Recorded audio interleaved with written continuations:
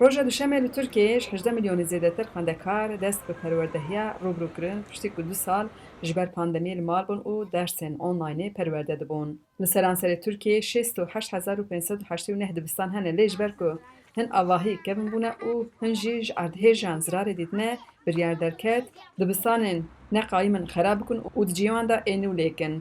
Li Diyarbekirê 14 dibistan ser vê biryarê hatine xerakirin. Sendikaya Perwerdehiyê da zanîn 5 dibistanên ku hatine rûxandin ji ber egerên cuda nikarin ciyê wan dibistanên nû lêkin. Yek jî dibistana Sêrantepeyê ku 700 xwendekarê wê hebûn û neha hemî xwendekar li dibistanên cuda hatine belavkirin. Meydana ku ji dibistanê Vala Maye neha ji bo zarikan bûye ciyê Dîstokeyê lê malbat dixwazin dibistanek nû li vê meydanê çêkin. Ji ber dûrbûna dibistanê û jin jî gazin din ji ber ku çûn hatina zarokan li ser rêya trafîkê metirsê çê dike.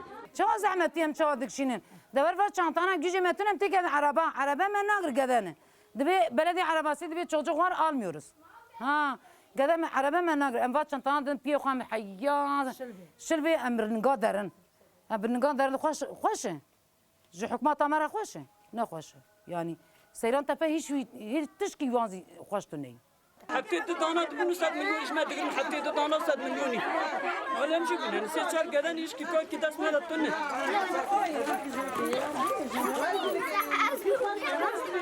دستان بيو قلنا حب جارات شيء كنا شيء سيرت لك بازار كي عندك من قدي خد كم سنة جادات فينا لا قدي ما درنا على شو بنظام بين مالي سرویس خاصه پیش کردن امن کانو بشینن نه ام قبل لاکن ام کردن نشینو Seyrantepe taxeka feqîr e li Amedê pirê malbat nikarin ku ji bo zarokê xwe bas servîsan jî bigirin.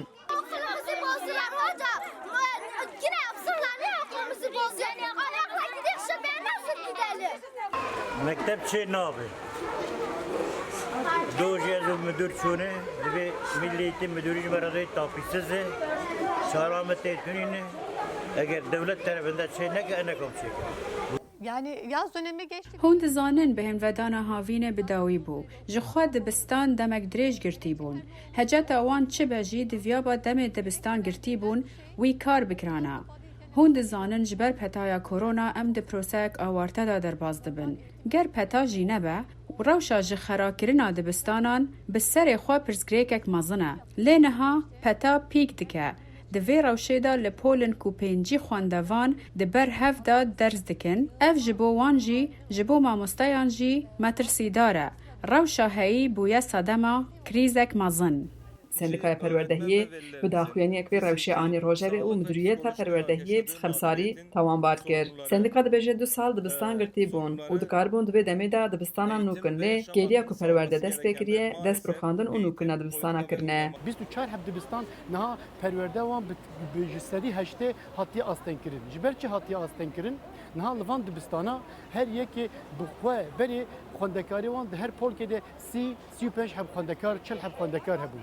Niha di wan dibistana de ne 35, 40, 45, 50, 55 heta 65 xwendekarî di polkê de dikare hewl dide ku bigê şert û mercê perwerdehiyê. Li gorî daxuyaniya sendikayê niha ji 7000 zêdetir xwendekar li Diyarbekir ji ber vê rewşê mexdûrin. Her polek herîkên 5 xwendekar hene ku sendika dibêje ev rewş cî ji belavbûna koronayê re xweş dike. Hêja gotiye ku Müdîriyeta Perwerdehiya Diyarbekirê jî daxwaza reportaja me qebûl nekir. Xecî Can Faqî, Dengê Amerîka, Diyarbekir.